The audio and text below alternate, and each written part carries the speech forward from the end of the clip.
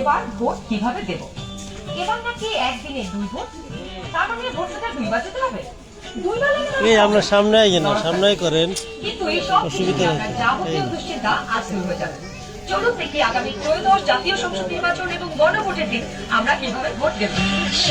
ভোটের দিন একদম সকালবেলা আপনার ভোট কেন্দ্রে চলে আসবেন। নারী পুরুষ ঠিক এইভাবে আলাদা আলাদা লাইনে দাঁড়াবেন। লাইনের শুরুতেই আপনার ভোটার কমিট নাম্বার উল্লেখ করে লেখা থাকবে আপনি কোন কক্ষে ভোট দেবেন। ভোট কেন্দ্রের কোন কক্ষে আপনি ভোট দিবেন সেই বিষয়ে আনসারও আপনাকে সহায়তা করবেন। এরপর আপনি সোজা চলে যাবেন আপনার ভোট কক্ষে। কিভাবে নারী এবং পুরুষ ভোটারদের আলাদা রুমে ভোট গ্রহণ করা হচ্ছে চলুন দেখে আসি। কক্ষগুলোর বাইরেও ভোটার ক্রমিক নম্বরগুলো লেখা থাকবে। প্রথমেই একজন পোলিং অফিসার আপনার নাম এবং ভোটার নম্বর জিজ্ঞাসা করবেন। তারপর আপনার চেহারার সাথে আপনার ভোটার তালিকায় থাকা ছবি মিলিয়ে দেখবেন।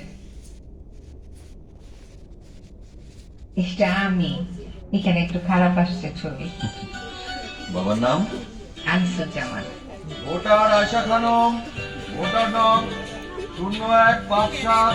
প্রথম পোলিং অফিসার আপনার নাম এবং ভোটারের ক্রমিক নম্বর জোরে উচ্চারণ করবেন যেন কক্ষে থাকা সহকারী প্রিজাইডিং অফিসার এবং পোলিং এজেন্টরা শুনতে পারেন।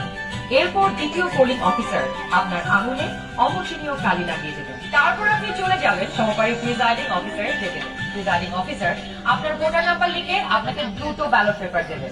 জানি এবার গণভোটের জন্য গোলাপি ব্যালট আর সংসদ সদস্য নির্বাচনের জন্য সাদা কালো ব্যালট। বাহ!